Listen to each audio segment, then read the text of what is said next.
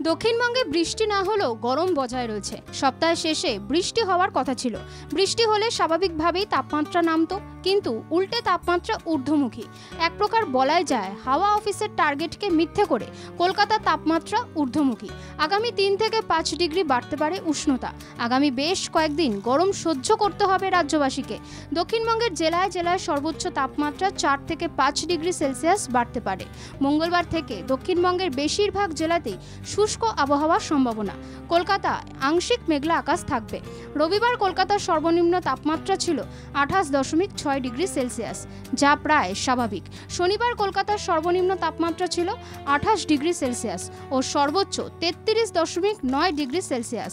বাতাসে জলীয় বাষ্পের পরিমাণ ছিল 76 থেকে 97% মধ্যে।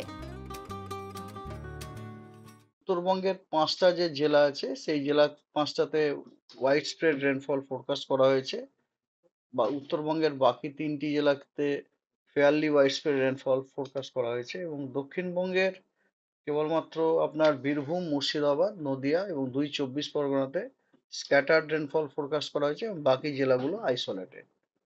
আগামীকাল উত্তরবঙ্গের পরিস্থিতি হচ্ছে এরকম যে 5টা যে উত্তরের জেলা সেই জেলাগুলি ওয়াইড স্প্রেড, বাকি উত্তরবঙ্গের জেলাগুলি স্ক্যাটার এবং দক্ষিণবঙ্গের সব জেলাগুলিতেই আইসোলেটেড রেনফল। রাজ্যে চলতি সপ্তাহে আবহাওয়ার মেজাজ দুরকম। দক্ষিণবঙ্গে গরম আর উত্তরবঙ্গে জারি রয়েছে কমলা সতর্কতা।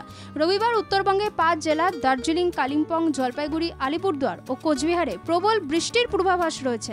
ঘন্টায় 40 থেকে 50 কিলোমিটার বেগে ঝোড়ো হাওয়া বয়ে যাওয়ার আশঙ্কা থাকায় প্রশাসনকে সতর্ক থাকতে বলা হয়েছে। সিকিম ও ভুটান লাগোয়া এলাকায় ভারী বৃষ্টির কারণে নদীগুলিতে জলস্তর বেড়ে যাওয়ায় প্লাবনের আশঙ্কাও রয়েছে। প্রশাসনের তরফ থেকে হেল্পলাইন নম্বর চালু করা হয়েছে। পাহাড়ি অঞ্চলগুলিতে বাড়ছে বিপদের সম্ভাবনা। ব্যুরো রিপোর্ট, বাংলা জাগো।